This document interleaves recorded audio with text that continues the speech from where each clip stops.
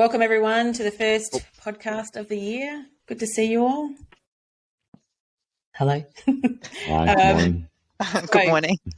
What we're going to talk about this podcast is the Wealth Predictions Report. So we hope the listeners have had a look at it. If you haven't had a look at it, head over to the finuragroup.com website. You'll be able to find it there and sign up to have it emailed through to you. There was a few interesting things in the report.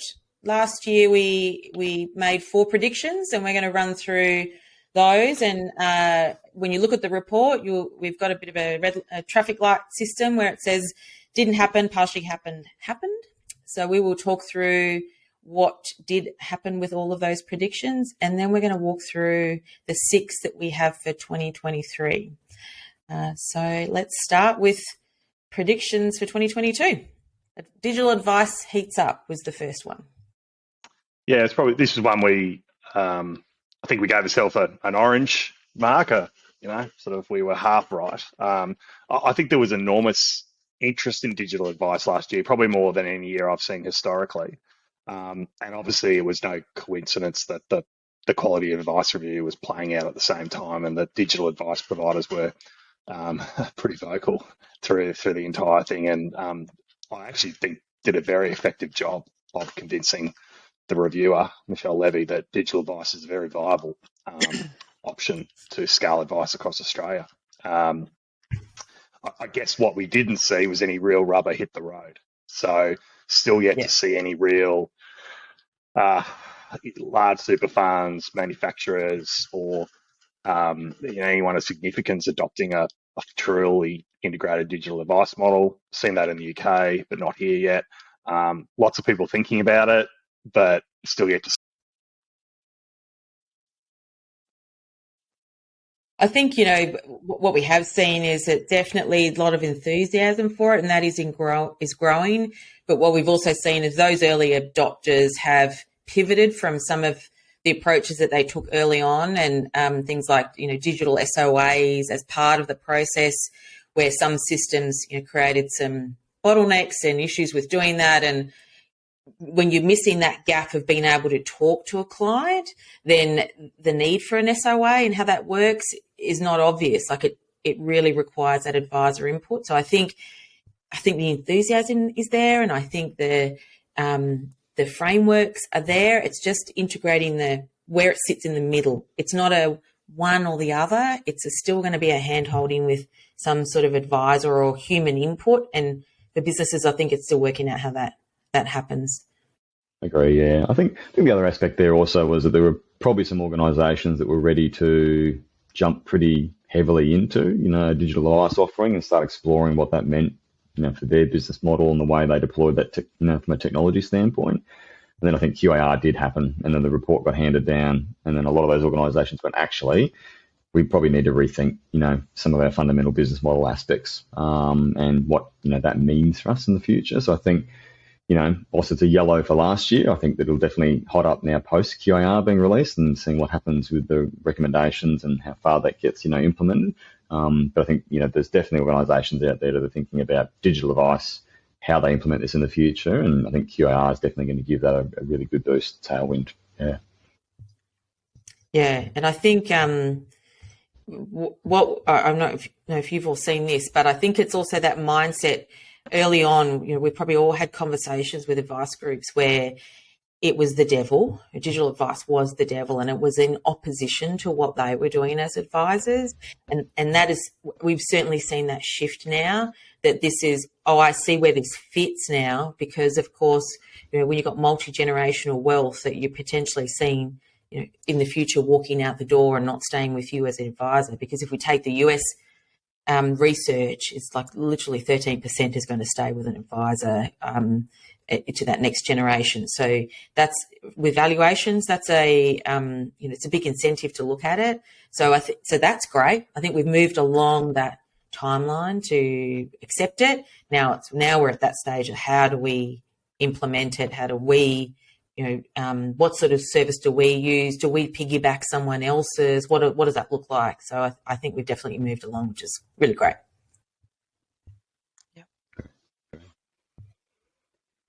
Do you want to touch on the back of that? We've just mentioned QAR too. So I guess some brief thoughts on, the report coming out.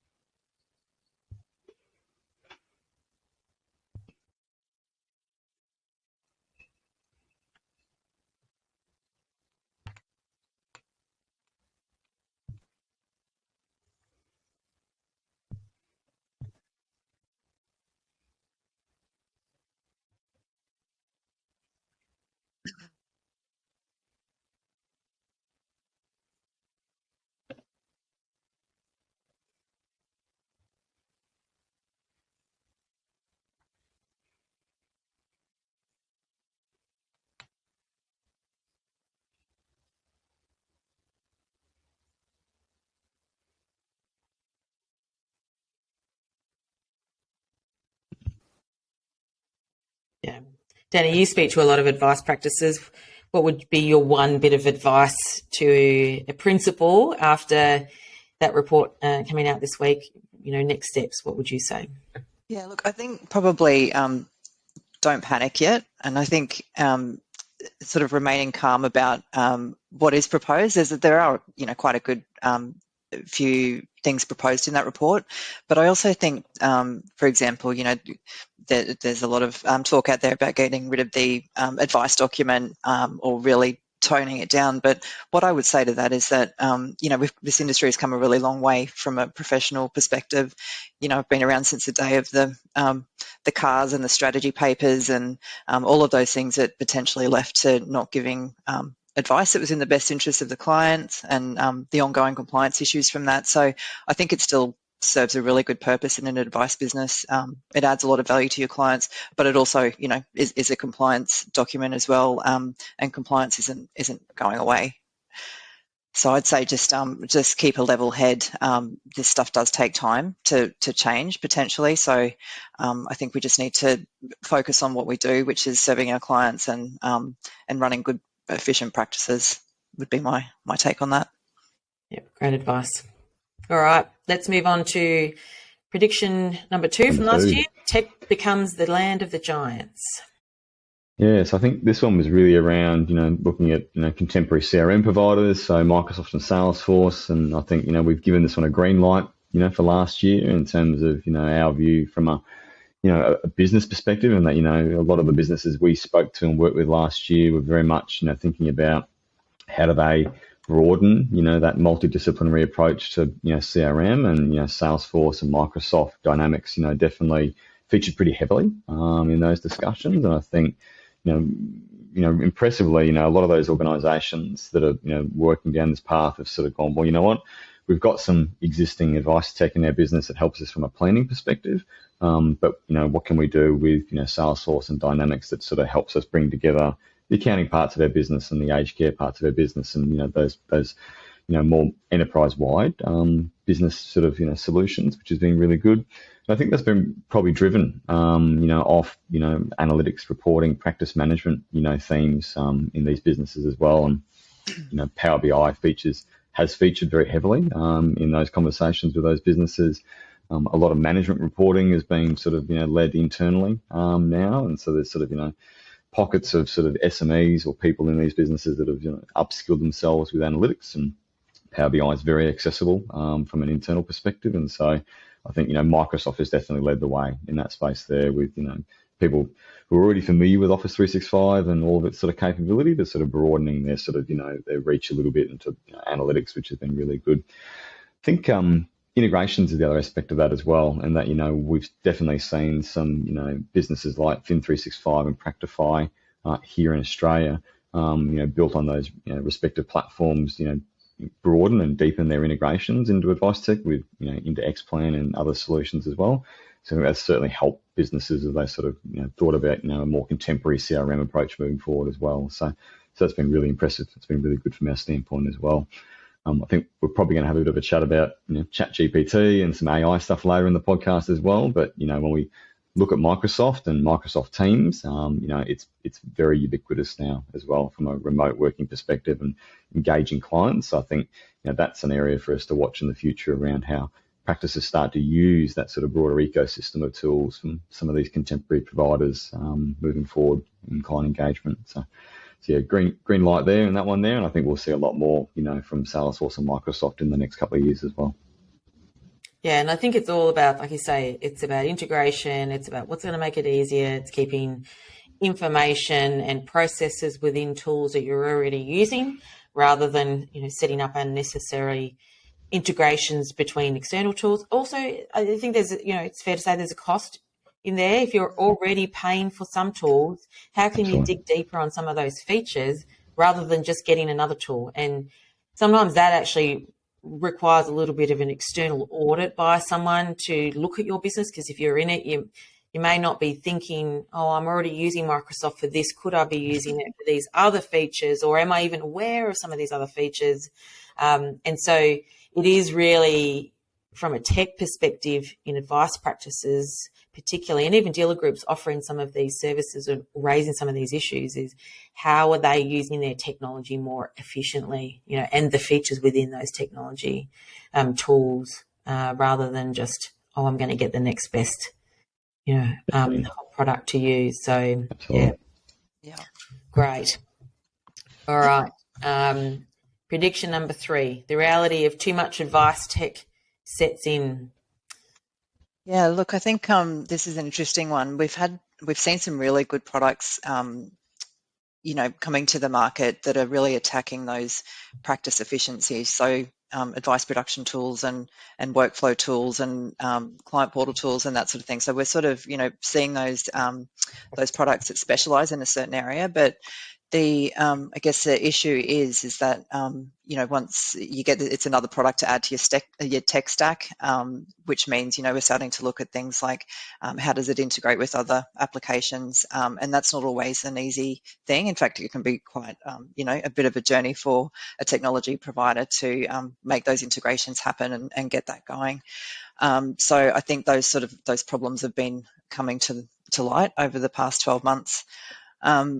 The other thing is, I think, we're not typically very good at adopting the technology that we already have. And I think just sort of we're potentially a little bit blinded to what's available to us out there and how to integrate that into our tech stack. So I think the tech providers need to, sort of really articulate their service offering really well and really help advisors understand how it's going to work in their businesses.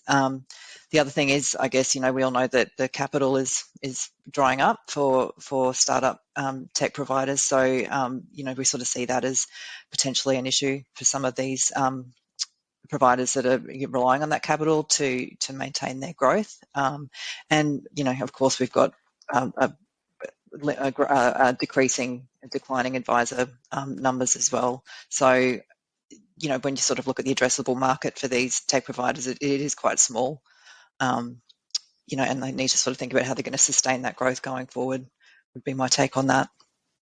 And I think too, as with many providers in financial services, like really pitching their story is not something that they're super good at. So where do they really fit? What do they actually do? So if, with having so many different providers in the market now, I think there is some confusion about what some different software does and what problems they're solving. So I think they can get better at telling their story, but also exactly as you say, Danny, how they play well with others. If you look at fund managers, they know they're not going to be in a portfolio all on their own. They're going to be with other funds in there. So they know that, look, this is where we work well with these other funds and this type of fund manager or this type of product. This is what it would look like. So some of these tech providers probably need to take some of that advice on board and just how they're integrating well with others and what what that looks like for a business, because Yeah, absolutely. everyone's going to choose different solutions, aren't they? Yeah, I think too, so that advisors have been, there's been time enough for them to be burnt by a technology decision or a bad technology decision. So they are treading cautiously when it comes to these solutions as well. So, sort of really articulating that value, not over-promising, and just sort of saying what they think the advisor wants to hear, really just positioning themselves and supporting them is really, at the end of the day, what advice businesses are looking for. Yeah, definitely. Those have there been this year, Danny? In the last 6 months, people coming to us who have been absolutely burned. Yeah. Yeah. It's definitely a thing. And I think it's also okay. So as a practice owner, if your core of your business is one software, you can't then mirror what your practice looks like to some other successful practice that you aspire to be like if their core software is something else, because they may have some features that solve some problems that you need other software for. So it's important to consider that. It's also important to consider your personal views. Like I know we use a lot of software in our business. There's certain software that I like dashboards to look a particular way. I like to be able to see certain information. So you as a person, you're going to like certain software more than others. So I think it's okay to say, well, no, we have a preference for using this one. It does similar things. We're okay with that versus we use that. You don't have to use the same as someone else. You need to know how it works for you, what your team looks like, how your team use it, and what the outputs are. So I think there's going to be more discerning audience around that. Yeah, absolutely. For sure. All right, prediction number 4, Dataverse becomes the unlock. Yeah, it's an interesting one. I think we were really talking here about that, control of data is an increasing battleground amongst technology providers, platforms, particularly, and we still have quite a immature market when it comes to data sharing standards and various things. And, a few of us have particularly commented quite publicly on that of recent times. So I guess, Aaron, we just probably saw this year the platforms show their hand a little bit more in terms of what their true intent is for using their data acquisition, particularly Hub and Net Wealth. Yeah. Yeah, I think so. And that speaks to that sort of analytics, discussion earlier around CRM a little bit, in the sense that, there's definitely huge demand at practice and licensee level for better data and analytics that helps decision making. And so I think, with Hub and Net Wealth sort of taking positions in these businesses and they're building out infrastructure and, technology that supports that, I think we'll see more of that, helping practices and licensees enable, analytics in the future. And initially, a lot of it's, obviously around, compliance and governance analytics. But I think, as you sort of move through that process, we start to get better, improved practice analytics. And because this is the challenge, right? Like, if you take a contemporary CRM like a Salesforce or a Dynamics, just doesn't have that, level of, analytics or, data model in place to help financial planning businesses, with the things that they do day to day. And so I think that's where, we see, platforms like Hub and Net Wealth coming in and enabling that in the future. So yeah, definitely a green tick last year, but I think it's space to watch in the next couple of years as well. Definitely. Probably more sort of pre-packaged data solutions is where we're going to see in the future. I mean, Danny, how many Vice Tech reviews have you done where BI is being used, Power BI has been used, but it's a bit of a crap in, crap out problem for a lot of these businesses at the moment, right? Yeah, exactly. And so, to grab it, I guess the reason why we want to have solid data models is exactly because of that. We're pulling data from various different sources and feeding it through into a tool like Power BI, but, you're sort of then relying on humans currently to do that. So, we probably need better solutions out there. Yeah, and I think to your comment, Aaron, this need for data is growing beyond the compliance need now, where, it may be marketing purposes. So understanding who the clients are in your business that are actually making your business profitable. Is it the work that you want to be doing? Do you want to attract more of them? Even from a succession planning perspective, if you are looking at what your long-term opportunities are as a business with wealth transfer, is that going to be an issue for valuations? Are you trying to attract a younger advisor and they're going to buy into the business? What are they buying into? So there's a whole range of data set points now. And like you say, those models of data will sort of set up kind of models are going to pull on all those different areas now rather than just compliance. I think, we should be, as an industry, moving more away from compliance now. There should be a lay down misère that we kind of know what that is. Now we should be looking at business growth, and how we add more value to clients. Yeah. Absolutely. All right, that's last year's done. So now we're going to move into, we've got 6 predictions for 2023. And first cab off the rank is startups stop a tough year ahead. Yeah, this is probably one it's an extension of what we said last year around the reality of the shrinking advisor market. But I think the one factor that changed, this sort of post-COVID, cheap capital that's been floating around the tech sector for quite a long time now, many years, Aaron, I'd say now at this point, where pretty much anyone with an idea was getting funded. That's just stopped as far as we can see. And certainly that has been a key driver, in our opinion, of the proliferation of wealth management technology solutions entering our market. We've seen, obviously, started to see tech layoffs across all sectors in the last few months. In the predictions report, we basically said that, really only the best ideas get funded in this type of market. Funding a tech provider who provides a bit of tech to financial advisors in Australia the most attractive moonshot opportunity versus all the other potential things like AI, clean energy? Those themes are where we're going to see, I think, a lot of the money hit the road. I don't think it's necessarily going to be a disaster, in the sense that there seems to be 2 camps of companies in this space. Either ones that are sort of gone for a blitz scale strategy, let's call it, where they've literally raised in the tens of millions of dollars and spent it really quickly by scaling up staff, trying to get to market as quickly as possible and go hard. Or there's probably businesses that have been around for quite a long time, are largely bootstrapped or funded by founders and family and friends. I don't think they're going to be necessarily too impacted. They will struggle probably to raise more capital. They'll probably go into more of a maintenance BAU mode, we'd call it, where you're going to see less product development and they'll just try and keep the lights on. Totally understandable. But I think any of the startups who have really gotten over their skis and were banking on raising significant funding to stay alive are going to struggle. And I think unfortunately, you don't hear about it when a business sort of shuts its doors, or you sort of hear it slowly by employees leaving, customers sort of stop getting calls returned. It's not like a public company where it's a spectacular kind of everyone knows about it tomorrow.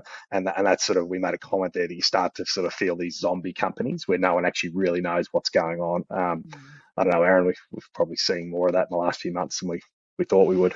Yeah. A couple in the last 12 months, yeah. I think that's just, coming out of COVID, interest rates rising, cost of capital, those sorts of things, as you mentioned. So it's not great. It's not a great outcome. Yeah. But I think, the observation there is that, from an advice standpoint, what we will see is, there'll be some great providers who have got good business models and they've got, sustainable business models and capital behind them who will survive. And, they'll build great propositions, and I think QAR is that really great opportunity, an inflection point from an industry for these sorts of providers to really, create that tech foundation, for the industry moving forward as well. So hopefully there'll be some really good, winners, successes, out of the next little while as well.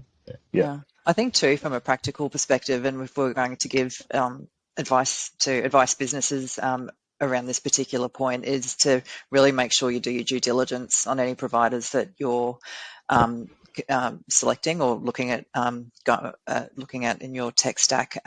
This is a really important question to ask. How are they funded? So you need to understand the longevity of the product potentially. And the reality is, tech is bloody expensive to build. Yeah. We know it. We see it every day. And I think a lot of these startups have either underestimated what they required to get their products to market, underestimated the ongoing maintenance and support required, or they've perhaps overspent on things like marketing and salespeople at the expense of the product.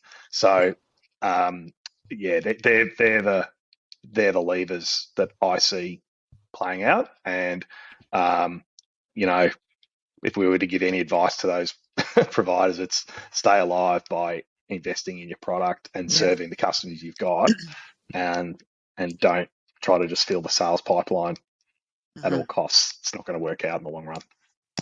Yeah, and take on feedback. And I guess if you're an advice practice and you're wanting to work with one of these startups, then you're probably going to have to take that position that you're going to have to give them some feedback. You're going to have to play a part in that. If you want that product to succeed, then you need to give them your feedback, because you just taking them on and then jumping out when it doesn't work is not going to help that. So definitely if you are going to work with them, then take that on board, that you playing a role in it. But yeah, definitely back your comment, Pete, that some of these organisations have been top heavy and they have not spent that time on that sales and client process to get that revenue in the door, which we know that, when the money runs out and you haven't been practicing getting that revenue and some sort of revenue that you can grow, it's really hard to just start at that point, 2 years down the track to, now we're going to get sales. Like, it doesn't work that way. Doesn't work that way. Yeah, definitely.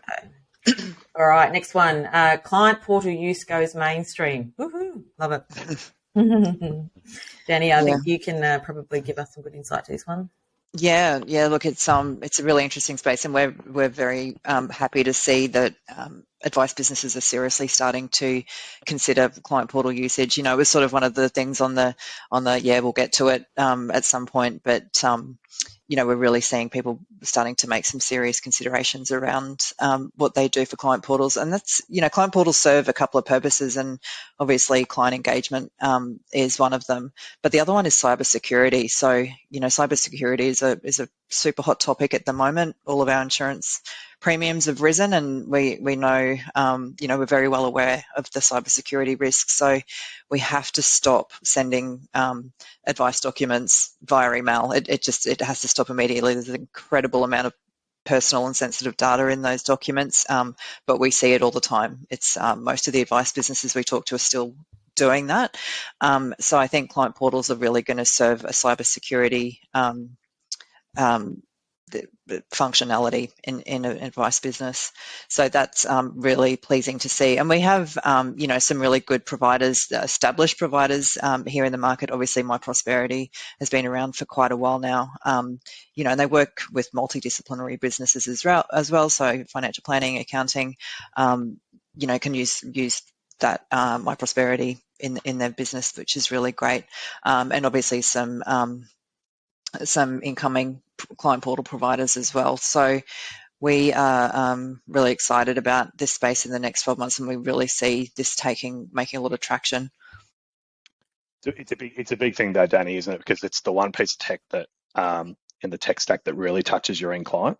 So it's going to have to be a different approach to, the usual, do I go with X plan or midwinter or advisor logic discussion? It's a lot bigger than that. It's because as many firms we work with will tell you, once you have clients locked into those portals, it's really hard to move them. And you really make, so we would just say, anyone looking to go on a portal discussion, looking at a portal for a client, it's a big call. And do your due diligence once again, make a long-term bet.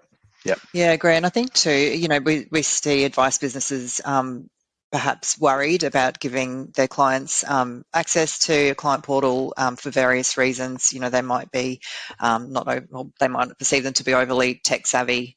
They might be worried that they'll lose value on the advice and the way that they're interacting with their clients. But we sort of take a different take on that. We have had a pandemic. Everybody's used to doing things online now, so client portals really shouldn't be a worrying thing for an advice business. We would sort of suggest, again, as always, baby steps into doing this thing. If you wanted to pilot a bunch of tech savvy clients to see how it works, we would suggest advice businesses sort of look at that approach as well when looking at client portals and implementing them into their businesses. But yeah, exciting developments, I think, in this space. Yeah, and I think to follow on from that, I think if I was a practice owner, I would be doing it for cybersecurity alone. I'm on TikTok, obviously. I run a social media agency, so That is my rabbit hole of a social media profile that I like to get on. But I follow a couple of guys that are scammers. Sorry, not scammers. They are hackers that get into these scammers' businesses in India, basically, and they're very good at tapping in. They act as someone that's been scammed, and they backdoor them. So they get into their systems, they delete their files, they record the whole thing, they get into their cameras, they block their AnyDesk access, you name it. But what it does when you watch these videos is you see how much of a big business this actually is, where, there's the Amazon project, there's, there's a Telstra project, there's a whatever, and they have different projects for different countries of how they try and get clients money. And what they do is they talk about refunds, getting money to them, and then they take money out of their bank account, but it's all based on email links, SMS, you name it. And they're getting so more sophisticated about it. And they're looking for opportunities in Australia all the time. So it'll be industry super funds. It'll be anything that they can replicate somehow or confuse someone. So the more you can teach your clients that this is how we communicate via our secured portal, we're not going to do anything outside of that. You're going to get notifications via this portal. It's going to be all secure. Like that's an enormous thing. But, I think it's also important to, we often get the comment that, my clients aren't on social media or they're not savvy. Well, they are. Most women will go online to book a nail appointment, an eyebrow appointment, and they've got their own portal that's got their, their appointments, their past purchases. People are used to doing everything online and having a client portal. So banks didn't worry about reducing tellers and getting people to do their banking online and thinking that would reduce their business or somehow give people more access that would affect their business. They never thought like that. But advisors have got to think very differently. This is an opportunity that they need to be tapping into. But as you said, Pete, making that decision, because that's now front of office versus everything you've been doing is back of office that the client doesn't see. So making a decision to change it later can be hard. Yeah. All right. Oh, sorry. Next one, digital advice and institutional funding, prediction 3. You want to? Pet one of mine, and maybe, that we just put a reference in there that sooner or later, when these sort of digital advice providers are talking to institutions, they're all, what's on their mind generally for the institution is, do we buy, build, or partner with these tech providers? We were wrong last year. We thought a lot of institutions would try and build their own bespoke software. I think just the cost issues just sort of answered that question. Boards have no appetite for huge capital tech projects at the moment. There's some really good examples.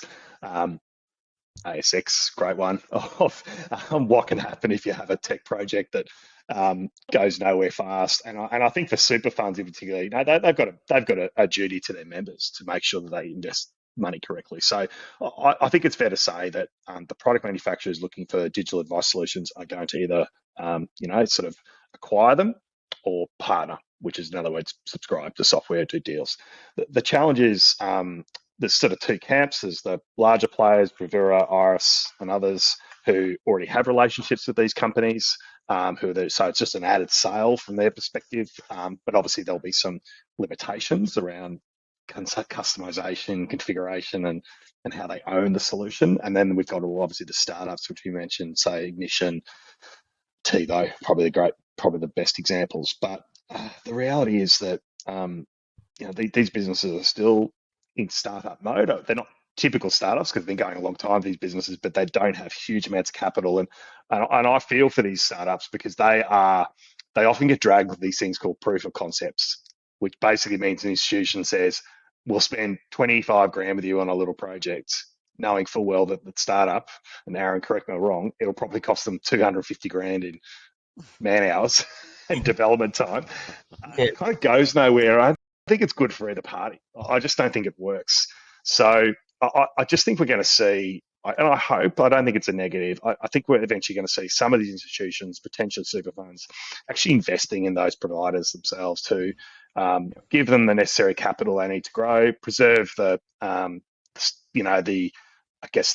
entrepreneurial spirit of the startup, and keep them, lean and mean and all those things that you want to see, but ultimately to have at least some control, and probably more in reality, some certainty that if they do make a big sort of partnership with these providers and something unexpected happens and they run into trouble, they can at least step in as an investor and take control of the asset.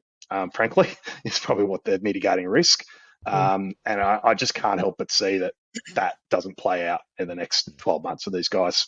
Aaron, I don't know what you think, but Yeah, I think so. And I think, certainty of QAR and the outcomes from QAR are going to, be an enabler to this. I think we spoke about it earlier, and that, I think institutions will feel more confident in going beyond a proof of concept with these sorts of businesses. They'll think about actually, well, how can we embed this into our business, wire it into our architecture and actually build a business model around that moving forward. So I think, we see a lot more happen in this space, definitely. Yeah. And we've seen this in the US, so Goldman Sachs, JP Ware, all these businesses have had these deals. There's a few acquisitions that have sort of not gone ahead. I think Wealthfront is a really good example where UBS were going to buy Wealthfront. They pulled out of that deal last year, but now are just going to be an investor from that example. And in those markets, like, we're not talking $10, $20 million deals here. We're talking many hundreds of millions of US dollars. People have been plowing into robo advice type solutions. So I don't think it's, sort of too much to expect that these providers, make sizable capital injections into these businesses to get them to the next level. And we use the example in the report that, an early investor in Uber was Google. And I don't think Uber would exist today if Google didn't make that $300 million investment at the right time. So, yeah. Yeah, and I think you're right. Like, some of these organisations just sort of need to show how they fit into the market and how they help the market use their products, because it is a leap of faith of how being quite different to what they have been using. And to bridge this intergenerational gap, how are they going to use digital advice? If I look at someone like Open Invest, they straddle working with advisors as well as working with the fund managers. So how are they bridging that gap of lower entry points and working with advisors too that maybe don't want to set up their own digital advice solution but want to piggyback on even another firm's solution or another fund manager, because there's the level of trust there already. So I think, this is one that the industry probably really needs to work together. But the enablement piece is definitely, how do I talk about this sort of service to a client and introduce it in my practice different to how I have offered full comprehensive advice? And that's the gap that's still there that needs to be worked through. So it's going to be a really interesting space this year to see how that evolves. Yeah. Open Invest is a great example, Nicole, because Pinnacle Funds Management invested in Open Invest in 2021. Not a huge investment, but sizable enough that I think that just gives prospective customers and other investors more confidence to go in. Yeah. So it's a bit like no one wants to be first, but no one wants to be last in this space. And I think once we sort of see a few of these deals emerge, it'll get really interesting really quickly. Yeah. Absolutely. Domino effect. All right. On the next one, platform technology arms race grows. Prediction number 4. Who's going to jump in? Look, maybe one for Aaron and I, but I guess, we still see huge platform valuations. Hub and Net Wealth and Macquarie dominate the net flow. The net flows for the independent advice market by a long way at this juncture. So we're sort of seeing this convergence of advisor support into 3 major platforms. There's obviously many other platforms, so there is a disparity or difference between the FUM and the growth of the FUM. So the big chunks of FUM are still sitting with the ex-bank wealth-owned platforms, but the growth is all happening in the what we call specialty platform providers, Net Wealth and Hub, and to a lesser extent Macquarie. So I think the reality is that, Hub and Net Wealth have pretty high stock market valuations. They've got a sheet showing to their investors that they've got a growth trajectory. Still not sure what shrinking advisor numbers mean for them.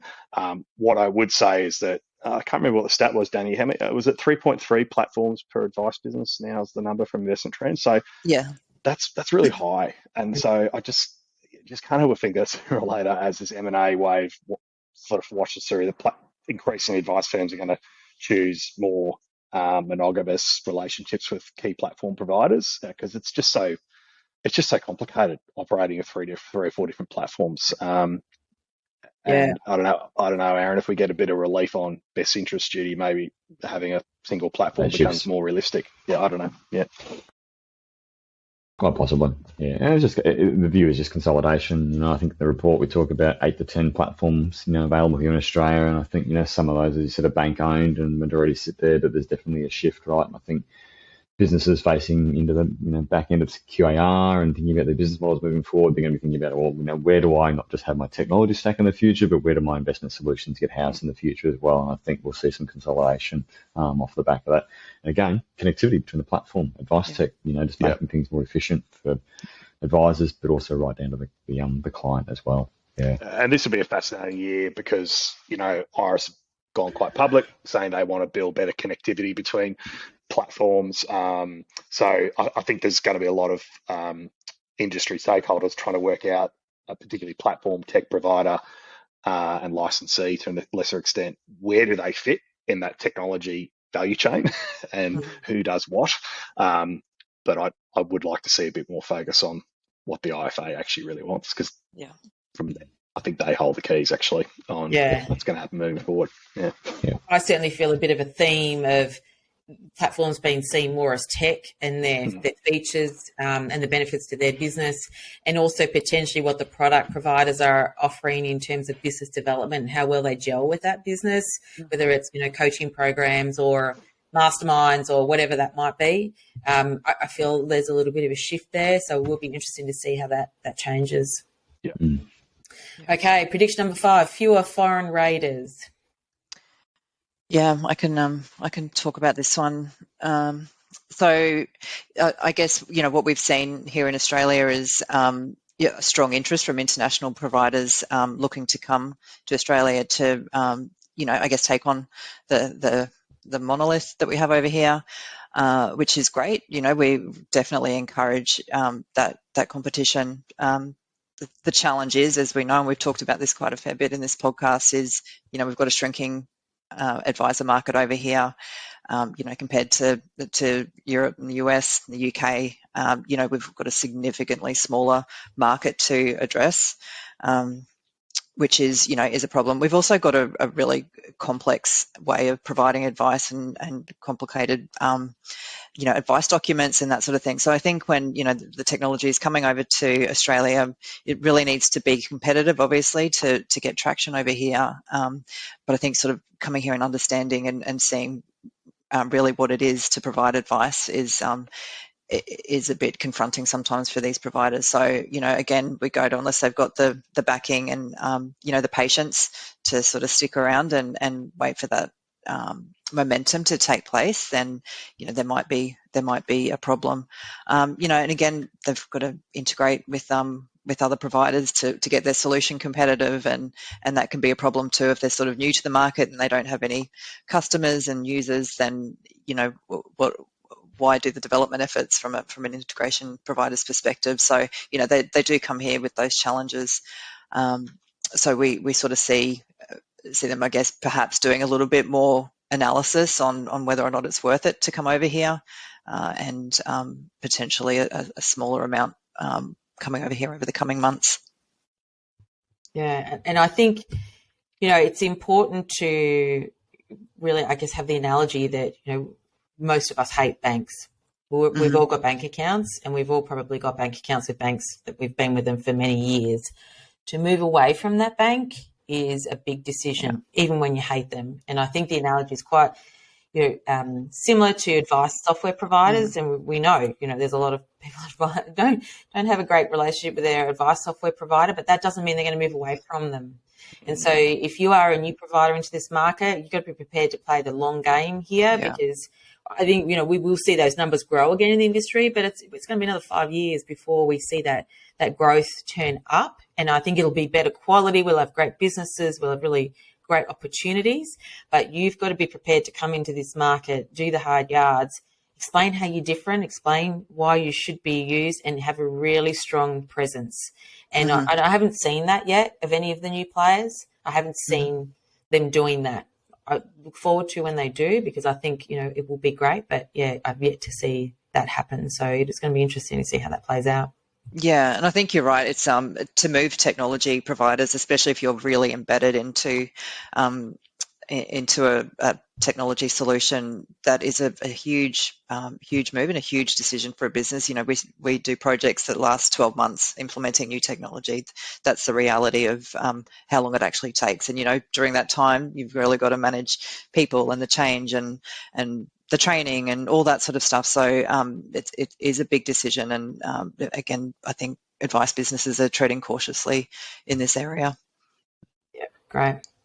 Okay. Last one, true AI use cases in advice emerge. So I'll probably just open that with ChatGPT. If you don't know what ChatGPT is, you've been living under a rock.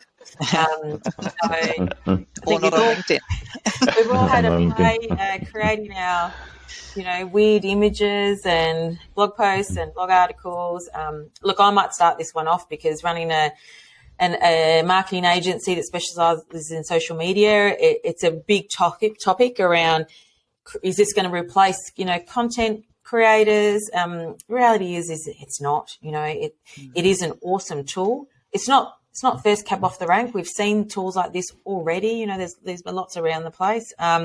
This one's probably the first one that's gone a bit more mainstream. But I think it definitely brings out some great opportunities to use it in your business. So there's some enormous process ideas around it. There's some content creation ideas. There's some great research ideas, but you will still need some sort of human involved, in the beginning, in the middle, and the end. So I think it's awesome, and I think it's a great opportunity, but there are still lots of caveats around how you use it. But yeah, it'd be great to see what everyone else is, how they're seeing it being used out in the industry. It's pretty ubiquitous, isn't it? Like when you walk through offices and you start, looking around, and people have got ChatGPT open as a tab in their browser, and it's not just in financial services; it's like in all professional services areas, disciplines. It's just shows how ubiquitous it becomes so quickly. I think that's really interesting.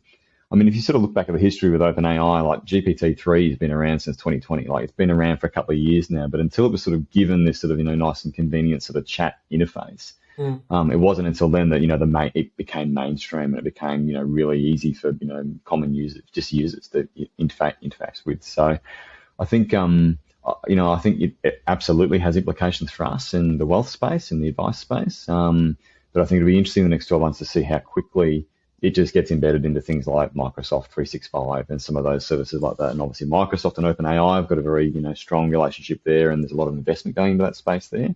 I think we'll start seeing digital AI assistants that just work their way into Word, Microsoft Word and Excel, even on the desktop and those sorts of things. So I think you'll have sort of advice-specific capability that gets deployed, and perhaps some of the incumbent providers in the advice space will start thinking about how they develop tools to actually sit within advice technology itself. But I think in the very short term, we're going to begin to see, desktop AI assistants and those sorts of things just ubiquitous to, productivity tools, which will be great. We'll get a lot of industry-specific, capability just from that alone before we sort of go to that next level, which is, how do we integrate that into actual advice processes and wealth technology itself. So it's exciting. It's one of those big platform shifts, right? You had web, you had mobile, and now we've got, an AI platform shift. So it's exciting times. Yeah. I get equal parts excited and equal parts terrified about ChatGPT. I use it quite regularly, and probably the best way I can describe it is it's a really clever PA. You can ask questions, and it's sort of reasonably helpful in that way. But I think in terms of our industry, we work in an industry that requires human connection. Advisors are talking about deeply personal things with their clients: marriage, divorce, death, kids, purchasing houses, all those big milestones in life. And I don't necessarily think that, I think it could assist us in a small way and really make us more efficient, for sure. But I think that's probably the extent. I don't know. That's my optimistic brain working. And I think also, to your point, Aaron, seeing this embedded into what we're using every day is really interesting. We always talk, I think that we're all joking about the paperclip that used to be in Microsoft that used to jump up and help you with stuff. Clippy. It's the Clippy, that's right. Yeah. Used to give you some tips of the day and how to use things. So, is it sort of obviously not going to be Clippy, but is it that what we're sort of looking to with how it's embedded into what we do, how to build Excel, lookups and all that sort of stuff. Everything. I think that's really exciting. But I think it costs something like 2 to 3 cents to send if you send a message and ask ChatGPT something, it costs 2 to 3 cents to manage those questions. So it's an expensive exercise for obviously Microsoft to have the funding to assist with all of this. But I don't think it's as straightforward as we think it's going to be. So again, it'll take some time, but don't think we're going to be replaced just yet. No. I think I might be wrong. I think I guess separating out ChatGPT and AI, ChatGPT, that's going to be interesting to watch because, if you use the analogy of your personal assistant, personal assistants have opinions, and something like ChatGPT is influenced by everyone's opinions. And so what you get out is not necessarily always going to be true or your truth or factual or whatever. It's based on researching a whole lot of conversations and information. But if we then look at AI and how that could be used within your business and some of your tools, well, then that starts to learn about your business and the interactions that you have. And I think that's where the benefits really come. ChatGPT is a good example of how it can work, but the AI benefits are where they'll really come to play in a business where they can start to understand steps that you take in your business and processes. And, when you're using within your little bubble of your business, I think there's going to be some huge benefits to that over time. Yeah, agree. Yeah, I think I'm probably more on the bullish side. I think it will become a utility like the internet has really become in many respects. And we're already, AI is everywhere. AI tells us where, tells our Google Maps where we should, the directions or the route we should be taking on a drive, and all those kind of things are sort of, already being used. But the only thing I say is that AI still can't predict the future, still can't think critically and those sort of things. So what I hope is that AI allows more people to become knowledge workers and less people to be data enterers or data people that are just plugging, those sort of things. So I hope AI creates better jobs, better working environment, better experiences for people if used correctly. But I'm like Danny, I'm a little bit nervous with the race between Google and Microsoft for control of this sort of tech. But we'll see what plays out.